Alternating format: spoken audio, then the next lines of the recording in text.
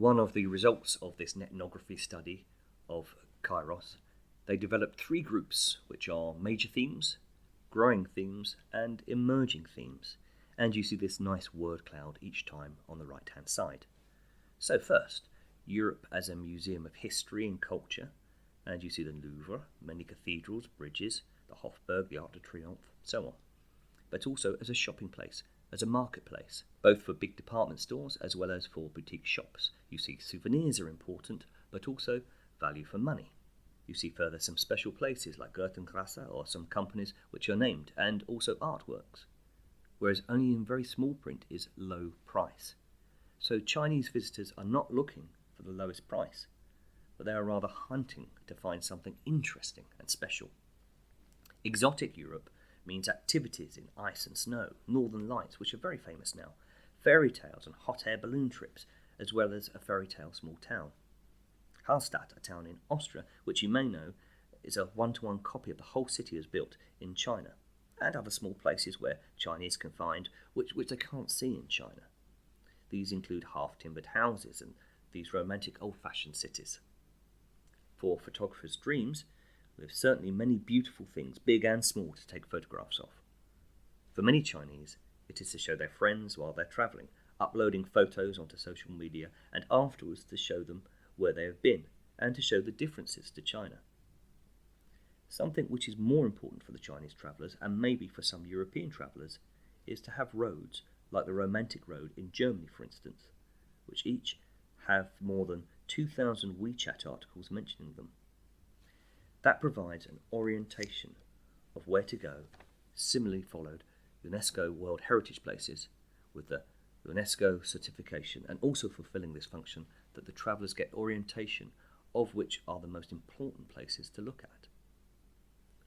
Following in the steps of famous people is especially important for a group-orientated society as China.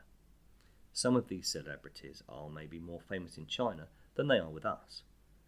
For instance, IMP, which is an architect who designed the glass pyramid at the entrance of the Louvre. Of course, he is for Chinese people very important. But we also see Sissi and Mozart and Picasso, and my favourite painter, Caravaggio, as well as Harry Potter. So it is all modern and historical mixed. Hans Christian Andersen fairy tales are also seen here. Nature adventures, so getting close to nature, enjoying the fresh air is important. You may remember the European Travel Commission did the first ethnography studies. They were actually pioneering in doing this, where they found that blue skies were one of the major attractions for Chinese tourists coming to Europe. This is still the case, but it is not just about enjoying fresh air, but also about doing things outside, from skiing to mountain climbing to hiking and so on, or walking in a city, or enjoying walks inside the city and still being able to breathe freely.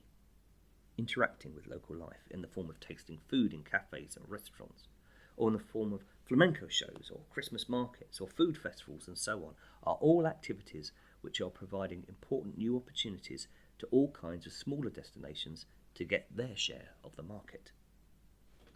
Finally, quiet and relaxing Europe with spas and other services, but also as just a general idea of slowing down gets ever more important for Chinese tourists.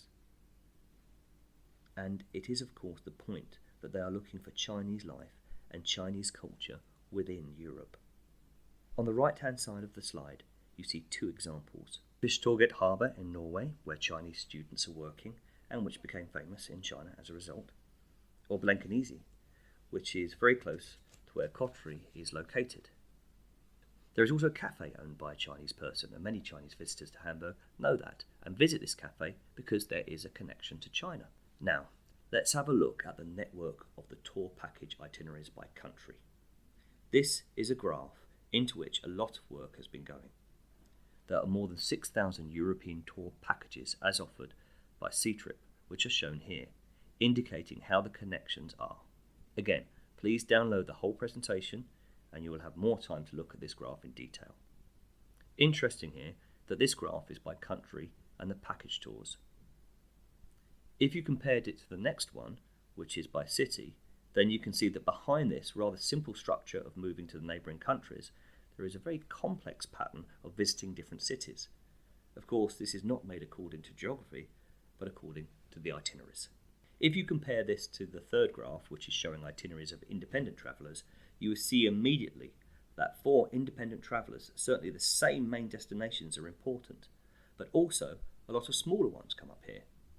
So there is more diversity in which places are visited, but also more diversity in the routes which are taken from one place to another.